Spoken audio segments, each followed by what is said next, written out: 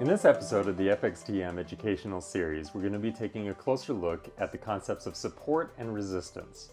Support and resistance are really defined by levels at which the price is rising to and then subsequently falling or failing to break through over time. So if there is a particular price level that the currency pair continues to reach or approach, and then it fails again and fails again and fails again, it's more likely to continue to hold in the future. So investors would look at that range as a level of resistance or a bit of a ceiling on the price. Now, support is very similar in that it is a price floor at which the currency pair continues to approach or nearly reach or maybe even temporarily exceed by a little bit, by a narrow margin, and yet continues to bounce back up off of that level. So we would look at that as support. So investors would look at that particular price level as a point at which it's likely that the currency pair, at least in the short term, is not likely to go beyond or to go below. Now, there are a couple of key concepts about support and resistance that investors should definitely remember. So number one is that support and resistance, one of the things we are really concerned about is history. And what we mean by that is that how many times has the price gotten to that level and then not been able to either break above or break below. The more often that happens, the more likely it is that that level is going to remain a support or resistance level. So something that's been only approached once or twice is relatively weaker than a price level that has been approached several times and the price has not been able to get beyond that level.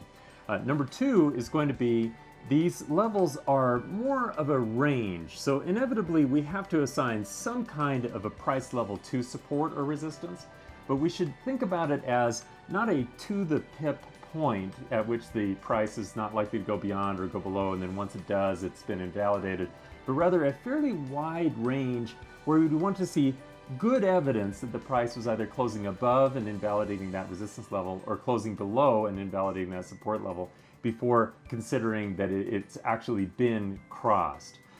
Finally, the last thing that we're concerned about here with support and resistance is that they will switch places.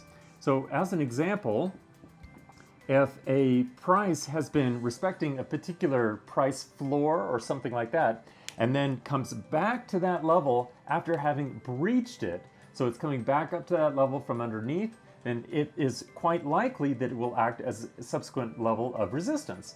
By the same token, of course, if a price has gone finally beyond a resistance level and then returns back to it from up above, it's very likely that that same level is going to act as a support pivot. So let's take a look at a couple of examples of support and resistance. We'll start with this one on the euro to the US dollar. This is a pretty classic example on the euro of the price running into a resistance level that is defined at a point at which the price was unable to break through. So you can see the price didn't always reach resistance to the pip, but it was less and less likely that the price would actually get through. Now, this is a good example of a support level on the yen.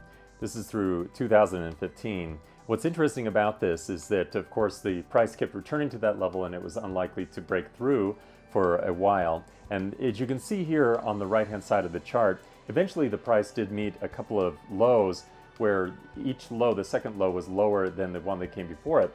But at the same time, technical oscillators, so here I've added a stochastic oscillator to this, was forming higher lows. So that's actually a bullish divergence. It's an important technical signal that traders like to pay attention to, and it helped to confirm that support level.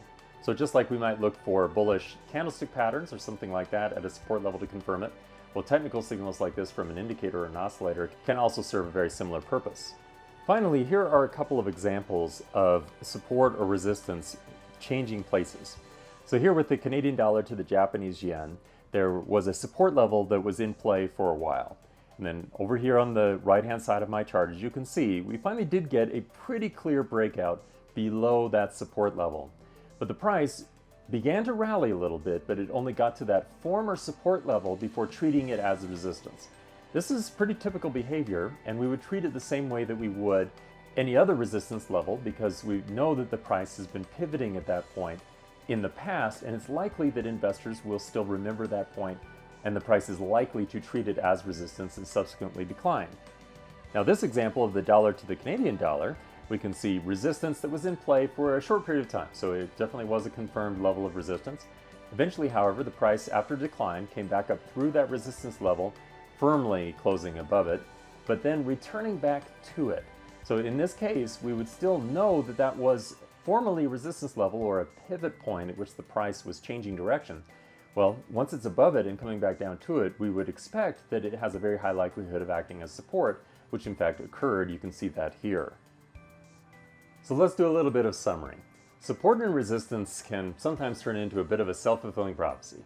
Everybody's looking at the same levels. We're all expecting that the price may change direction at that point, and quite often it does. So knowing where those support and resistance levels are will help us to not only identify entry opportunities for a new trade, or where we might prioritize a particular technical signal, but also to understand where a trader is more at risk. Longs being more at risk at resistance and shorts being more at risk at support helps us to do a better job of managing the level of exposure in the portfolio overall. Now, also remember that we think about support and resistance levels as being fairly wide ranges. So we don't want to just constrain ourselves to a single price point, but rather consider that we want to see definitive evidence that the price really has moved beyond a particular support level or resistance level before considering it to be invalidated.